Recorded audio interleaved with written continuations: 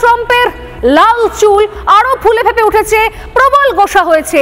সেই Donald Trump যিনি ভারতে এসে মোদীকে সুসন্তুষ্ট করতে, ভারতের মানুষকে সন্তুষ্ট করতে, বিবেকানন্দ উচ্চারণ করতে গিয়ে বিবেকানন্দ মুন্ডা মুন্ডা মুন্ডন করে একটা 100 অবস্থা করে ফেলেছিলেন, সেই ডোনাল্ড ট্রাম্পকে শুনতেই হবে তিনি নাকি যুদ্ধ থামিয়েছেন। বোধহয় নোবেল পুরস্কারের দৌড়ে রয়েছেন তিনি।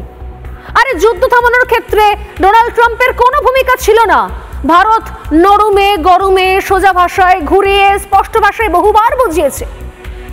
ডোনাল্ড ট্রাম্প না শুনলে কিছু করার নেই, তাই ভারতকে স্পষ্টভাবে বিশ্ব দরবারে বলতে হয়েছে যে এই যুদ্ধের সিদ্ধান্ত, যেভাবে কোথাও ভারত প্রত্যুত্তর দিয়েছে, যুদ্ধ পর্যন্ত করেনি, প্রত্যাঘাত করেছে, প্রত্যুত্তর দিয়েছে পাকিস্তানের বদমাইশির, সেই প্রত্যুত্তর সেই প্রত্যাঘাত থামানোর জন্য অন্য কোনো দেশ দায়ী নয়, অন্য কোনো দেশের ইন্টারফিয়ারেন্স চলবে না। এবং এইটা বলাতেই ডোনাল্ড ট্রাম্পের গোসা। এবং তারপর আমরা কি দেখলাম?